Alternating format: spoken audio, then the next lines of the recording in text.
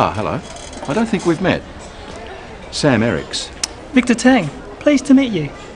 And what company are you from, Mr. Tang? Oceanwide. I'm the sales representative for this region. Ah, yes, I know your company. Your business is expanding very rapidly at the moment. Yes, we're doing quite well. And yourself, who do you work for? Actually, I work for myself. I'm the CEO of a small export and packaging company. We specialise in seafood. It's a growing market. Yes, but a very competitive one, Mr. Tang. Please, call me Victor. Sam. Victor, let me introduce you to someone.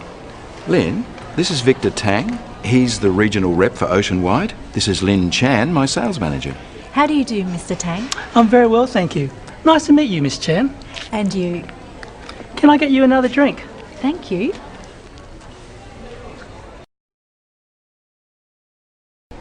Well, it's been good to meet you, Sam, and very interesting to hear about your business. Look, we are having a small dinner for some of our clients and friends after this. Why don't you join us? That's very kind of you. I'll just check with my associate whether they have other arrangements for us. Well, your associate is most welcome to join us too. Thank you. Excuse me. Walter. This is Sam Ericks from Ericks Imports. He has very kindly invited us to a dinner. Yes, would you like to join us? Unfortunately, I have another engagement. But thank you for the invitation. Well, perhaps you could join us after that for a drink. Sounds great. I'll be happy to. Where shall we meet? How about the lounge bar here at about 10? I'll see you then. Excuse me. Lynn, Victor's joining us for dinner. Oh, wonderful. I hope you don't mind. Of course not. You're most welcome. Well, shall we make a move? Would you mind if I just say goodbye to a few people? No problem. We'll see you outside in a few minutes. Okay. Another drink, sir? No, thank you. Excuse me, is anyone sitting here? No. Please, have a seat. That's better. My feet are killing me. Have you been here long? No, but I just flew in this morning and I haven't had a chance to sit down since then. Oh. Where have you come from? From Manila. Is this your first visit to Australia? No, I have been once before, but it was a long time ago. And have you been to Sydney before? No, it's an amazing city. Yes, it has its points. But you're lucky to live in Manila. It's a fascinating city. What about yourself? Do you live in Sydney? No, I live in Melbourne. I'm just here for the conference. I'm going to Melbourne later. What's the weather like there? Not too good in winter, but at the moment it should be okay. So, how's your hotel? It's good, very convenient. Just near the harbour. Have you seen the Opera House yet? Yes, we flew right over it. Excuse me, there's someone I must talk to. It's been very nice to meet you. I'm Walter, by the way. You too, I'm Sue. Perhaps we'll meet later. I hope so.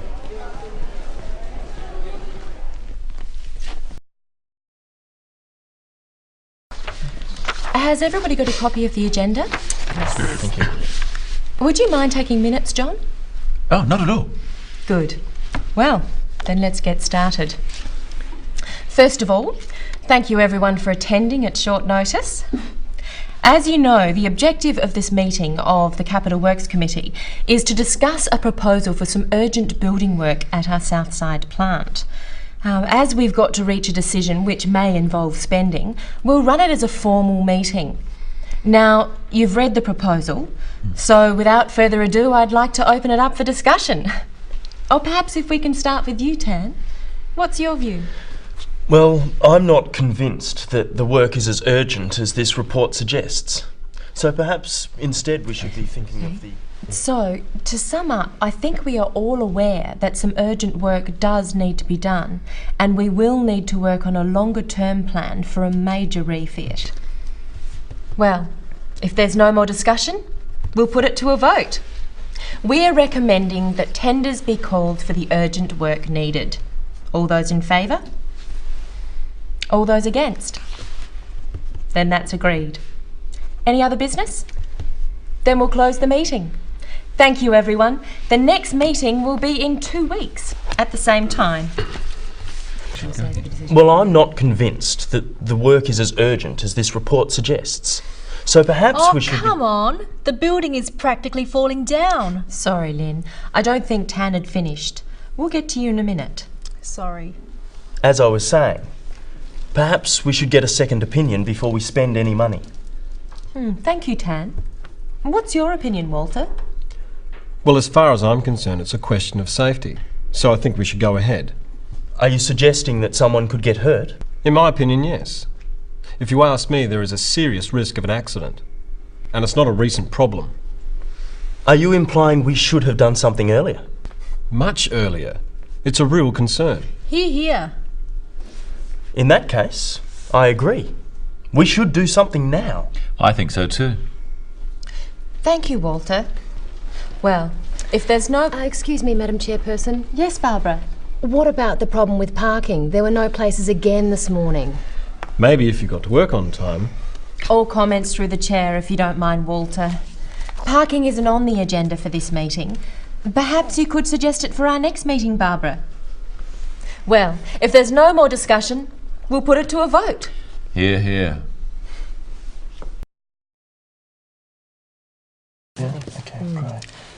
Now, we're looking at the options for handling our online orders.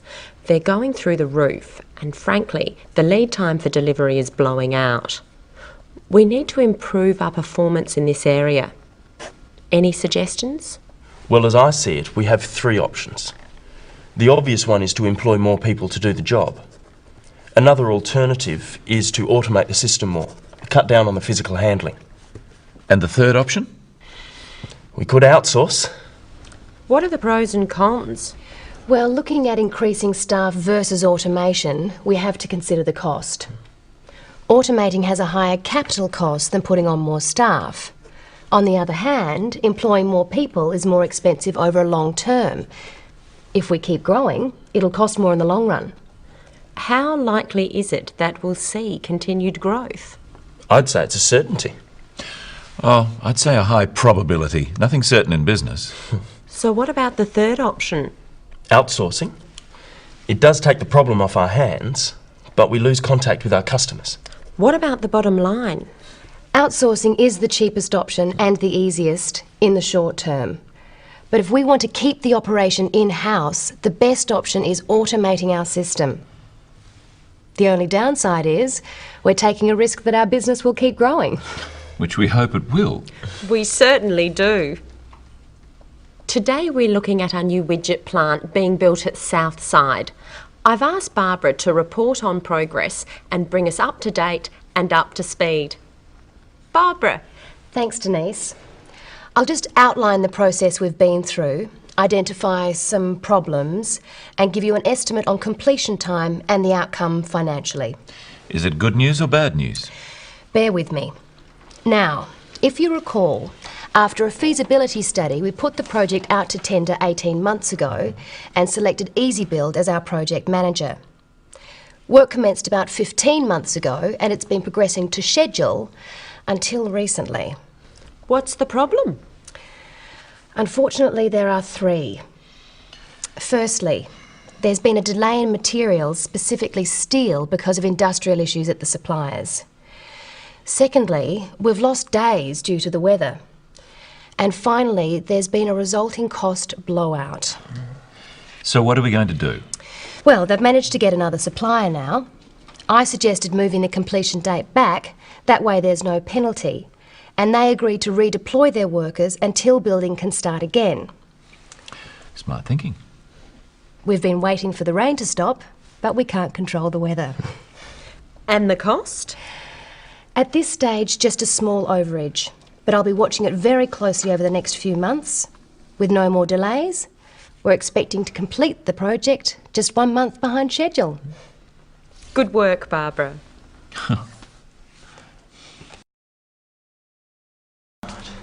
Now, I'd like to refer to the first graph.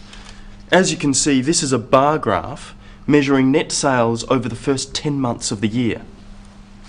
You'll notice that sales rose steadily in the first few months.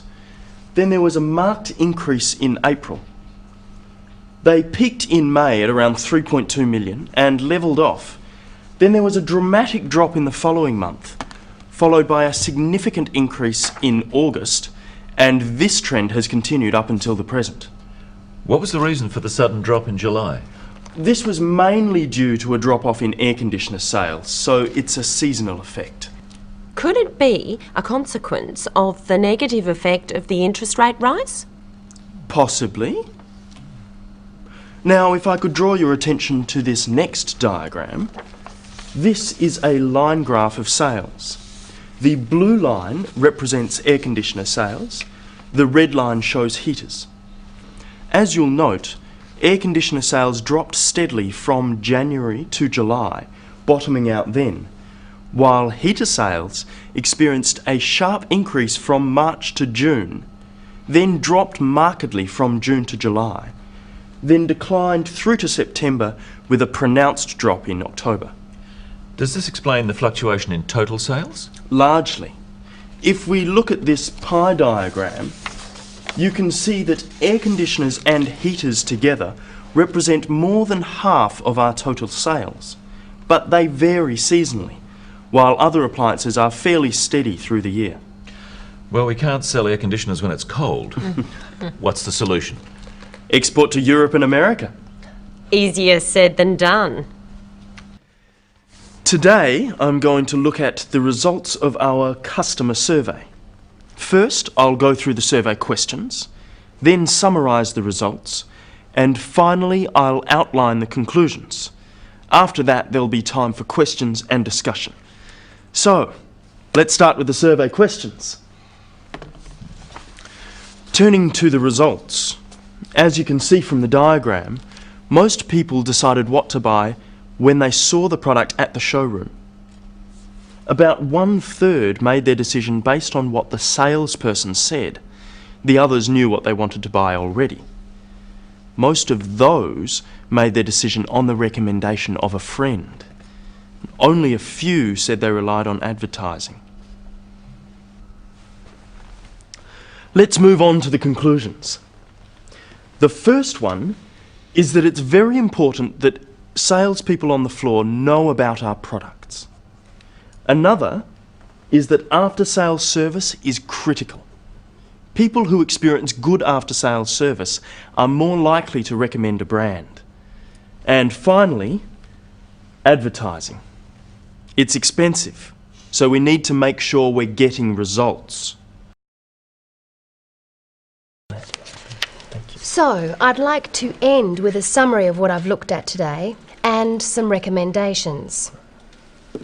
The figures show that sales are strongly seasonal and that customers depend on good information on the showroom floor. So I'd like to recommend we concentrate on discounting in the off-seasons and spend more time on briefing our sales representatives. That's all I have for now. Are there any questions? You mentioned that the sales figures may also reflect economic trends. Can you expand on that? Well, we are always going to depend on the economy. As I understand it, we can look forward to an improvement this year. Does that answer your question? Are you saying we're in for a period of growth? Well, I'm afraid that's a bit outside my area of expertise, but that's what the papers are suggesting. If you believe it. You suggested that we might be spending too much on advertising. Can you clarify that? It's hard to quantify without better data. Sorry, could you repeat that? We don't have the figures to really know how effective our advertising is. In my experience, you can't do without advertising. Time for one last question? I have one. Yes, John. Is it time for coffee? OK, we'll wrap up now. Thank you for your input, everyone. Thank you. Wilson, can I help you? Yes, this is Lynn Chan from Acme Appliances. I would like to speak to Mr. Wilson if he's available, please. Would that be Mr. Wilson Sr. or Mr. Wilson Jr.? Mr. Wilson Sr. I'll just see if he's available.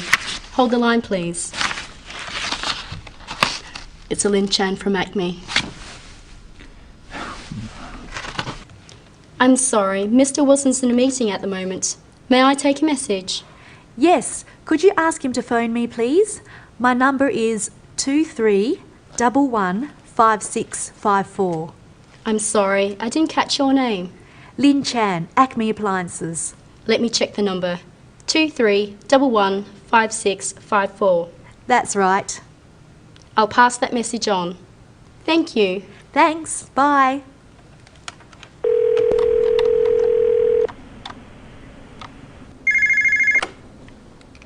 Acme Appliances, Lin Chan speaking. This is Tom Wilson, returning your call. Ah yes, Mr. Wilson, thanks for calling back. I wanted to set up a meeting with you to discuss your requirements for next year. Yes, certainly. How about Thursday at 2:30? That would be fine. OK, I look forward to seeing you then. Thursday, 2:30. See you then. Goodbye. Goodbye.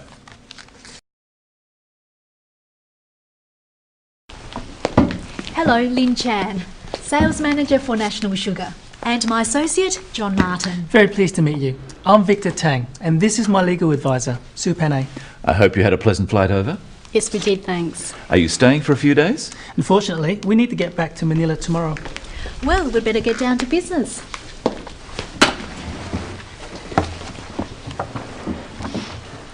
Mr. Tang, to start off with, I just want to say we believe we can offer you a very good deal and come up with a win-win result. Well, from our point of view, we see it as an exploratory tool. Testing the water, you might say. We don't intend to reach any agreements at this meeting. In any case, we would need to run it past our board first. You haven't heard our terms yet. You may find them hard to resist. Of course, we understand you need time to consider any offer. My first priority is to keep the negotiations open. What's your proposal, Miss Chan? We're prepared to offer a very attractive price for a minimum sale in exchange for a 2-year contract. John will clarify the terms. So that's our offer. We believe it's a fair one, with advantages for both sides. Yes, well, we're prepared to consider your offer, Miss Chan, if you can accept some conditions. And subject to consideration by the board. Well, what are the conditions?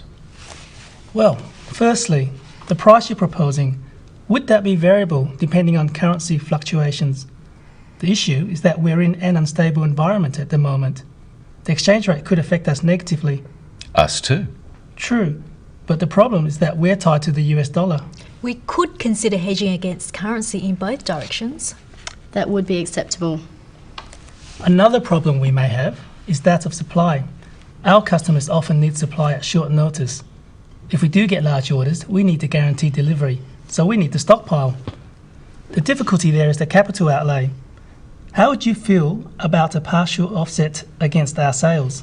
You mean a loan? I suppose so. Would you be agreeable to a deferred payment? We can provide security, of course. I think that would be acceptable. Unfortunately, I would need to get board approval for it. Of course. Then I think we might have a deal. In principle. Time to celebrate.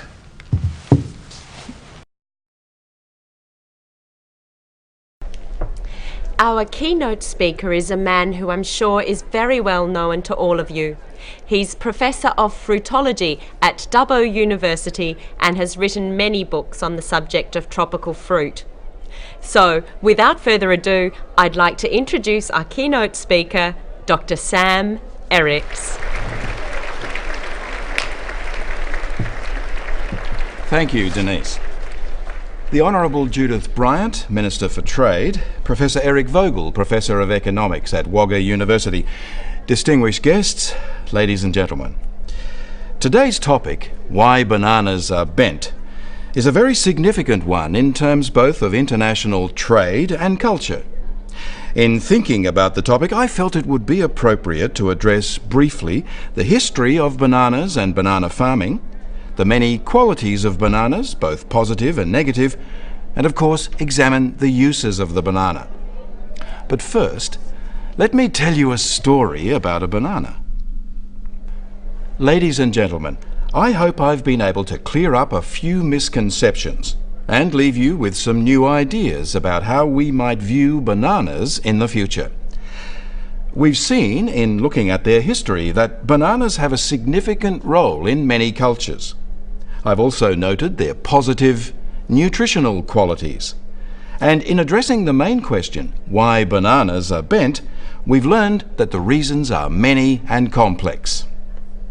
Madam Chair, thank you for the opportunity to address the conference today, and thank you, ladies and gentlemen, for your kind attention.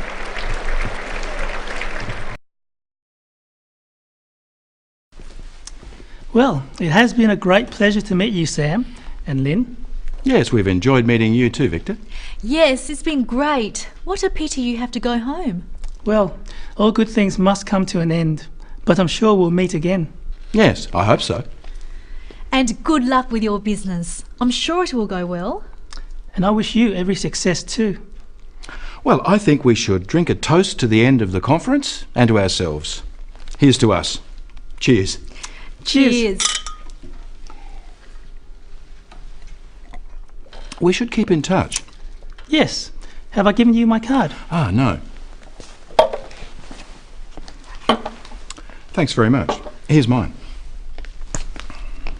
Do you have a card, Lynn? Yes. Thank you. I'll send you an email. And if you're ever in Singapore, you must look me up. We certainly will.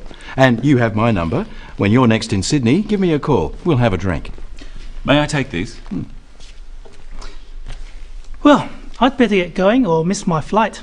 Have a good flight home. Bon voyage. Goodbye until next time. Goodbye.